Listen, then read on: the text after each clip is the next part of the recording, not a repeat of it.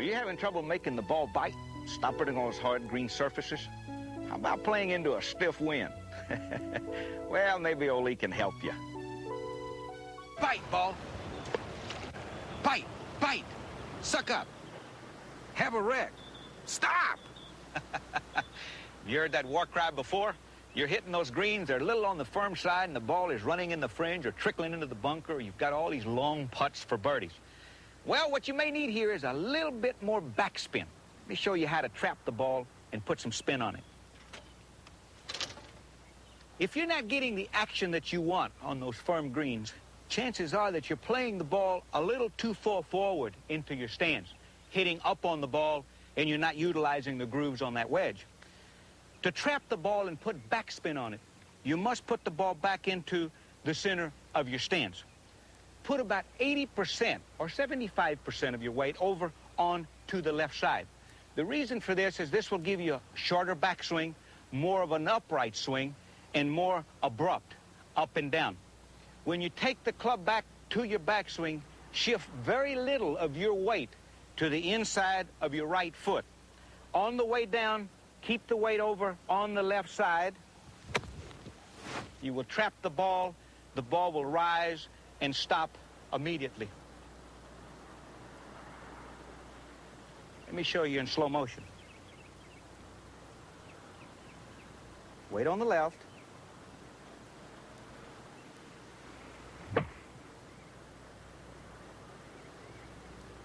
Oh, I made it. I made it. I made it. Don't forget, if you're not getting the right spin on the ball, chances are you have it too far forward. Put it back. Put 75 to 80% of your weight over on the left side. Trap it.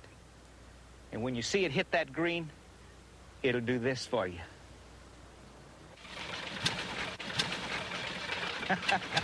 For years, I've been wanting to give you a tip on how to play in a strong wind, but the wind has never agreed with my schedule. So, I went to Hollywood, got my own fan, and made my own wind. I told you I was going to give you some wind. Hopefully, it'll never blow this hard on your golf course. But if it does, here's what you can do. Make sure you get a little bit closer to the ball. Play the ball back in your stance just a little bit more. This will enable your hands to go a little higher and forward. Make sure that the left wrist stays very firm through the hitting area. Let me show you in slow motion.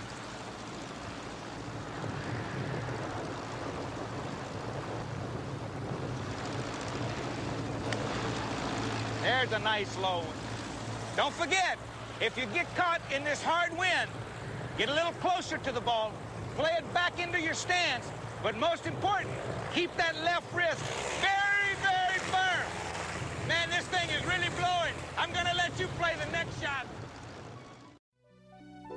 Shanking is one thing, but how many of you are guilty of hitting the ball fat, divot covering the ball up? There is a way to get out of it. Watch. Yeah, you probably just fell off that couch watching that shot. You know, most of you guys that I play with in Pro-Ams, that is what you do, is hit the ball fat. I know you ladies do it also because you're always asking me about it. You know, the problem is not that you have the club too long. The problem is at the top of the backswing. What happens once you've gotten there is the last three fingers in your left hand open up because you want to get that club back a little bit farther, and then they close on you on the way down. And this is what throws the club and makes it too long, and you hit the ball fat. What you want to do is hold on with the last three fingers very firm and come down into the hitting area. Let me show you. Don't forget, if you're hitting that ball fat, put a lot of pressure on these last three fingers. How do you hit a fairway wood? Do you hit up on it or do you hit down on it? Watch these next few tips. Fairway woods, they can be difficult. If you've been having a little problem with them lately, chances are that you're hitting up on the ball. By hitting up on it, you're catching the ball a third of the way up. What you want to do is you want to hit down on a fairway wood, compress it into the ground. This is what gets the ball up. Now, if you've been missing it, you're guilty of putting it too far forward. And the reason is because you want to see some loft on that club. So you've got it forward and you swing up on it, and you top the ball. That look familiar to you. What you have to do here is you have to play the ball back into your stance. Now, that would look like it doesn't have any loft on it, but that's okay, because when you hit down on it, you will compress it into the ground, and this is what gets the ball up in the air. If I hit down on that ball, I don't have to look up to see where it went. I can hear the roar of the crowd. Don't forget, if you're missing that shot, you're hitting up on it. Put it back a little bit, hit down on it. You're going to reach a lot of par fives from now on. Sooner or later, you're going to find yourself in heavy rough. What do you do with it? We have problems with it. I'm sure you do too. The reason that we have problems with this particular shot is simply because you're probably using an iron out of this heavy rough. What happens is when you get ready to execute the shot, the ball's coming out low left. Now, the reason for this is that the blade is tangling up in the grass and the toe's coming over. You're actually helping this by putting body movement into it. Now, the reason for this is because the iron is very sharp. Hosel is very small. When the grass gets wrapped up in that hosel, the toe goes over. Let me show you my favorite club out of tall grass, the 6-wood. The reason? The front of the club is not as sharp as the iron. The hosel is much bigger, therefore the grass will not wrap around it and make the toe come over. The only difference that you do executing a 6-wood out of heavy rough as opposed to a long iron is that I hit the ball with upper body. I try to keep my lower body as stationary as possible.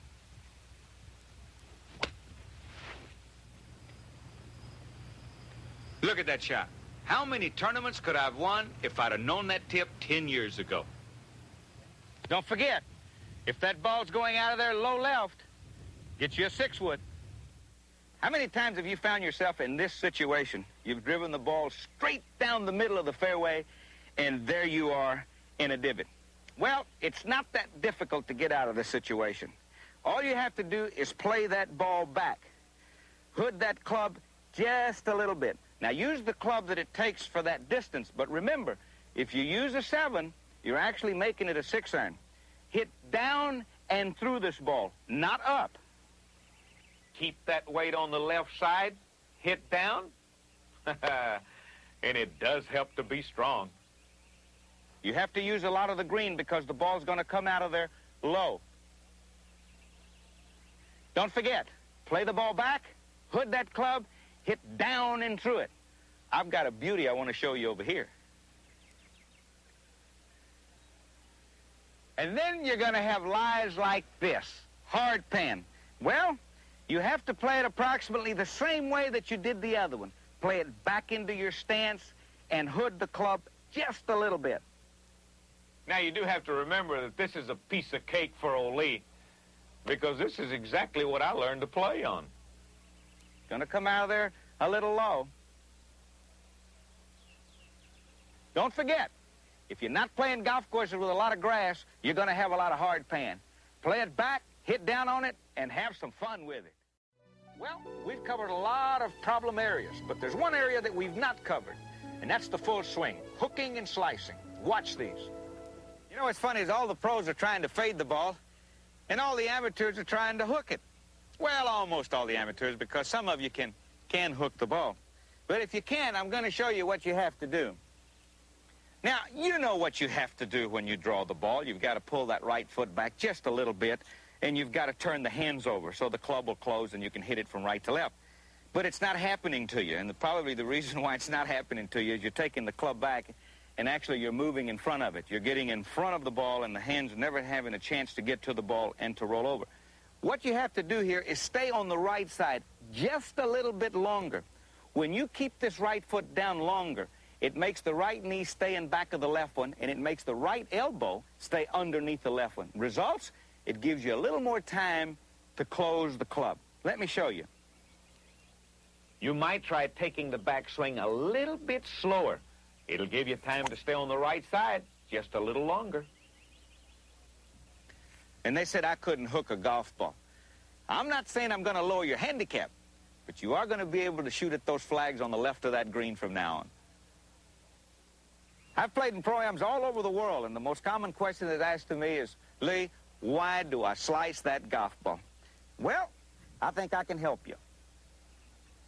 It's really not that difficult to get out of a slice. I think the biggest mistake that you make is actually in the left knee. What happens when you get down into the hitting area is that you're locking your left knee. What happens here is the right shoulder goes over and you cut across the ball.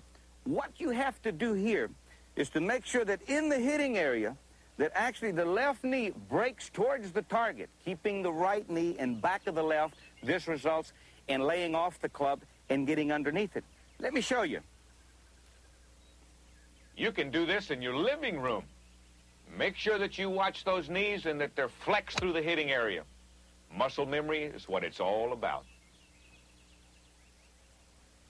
I think if you can keep that right knee in back of the left one, you're going to see the left side of the golf course for the first time in your life.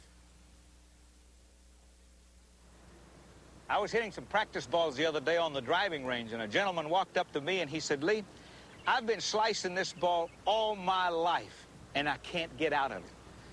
So I brought him over and I said, let me look at your swing.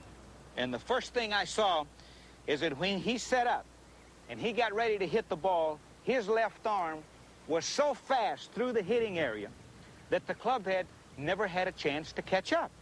Here. So he was hitting the ball with an open face.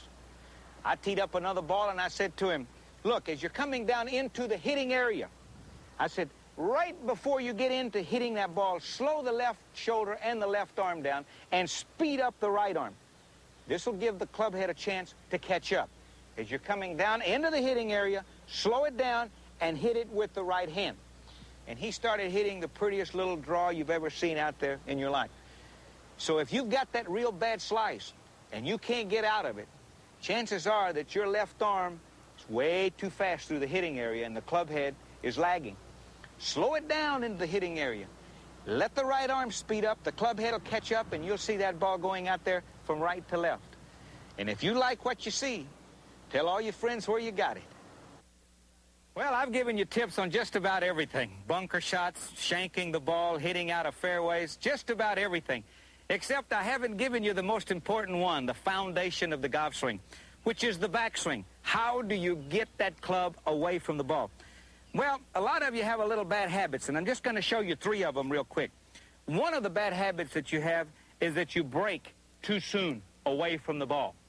The other one is that you pick the club up and you take it too far outside. The third one is you break the right elbow and pull the club back way inside. Well, what you have to do here in the correct backswing is actually it works from the left shoulder to the club head. It works away from the ball all in one motion. Now, if you want to take the club back inside, you have to close your hips because the club will only follow the alignment of the hips, so it'll come inside. If you want to go straight down the line, you square up your stance and you go straight back. If you want to go a little outside the line on the way back, you open up your stance and you go a little outside. Let me show you the correct backswing.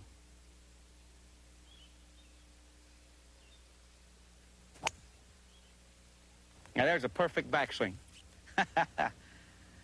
Don't forget, for a good foundation, keep that left shoulder and that club head together on the way back.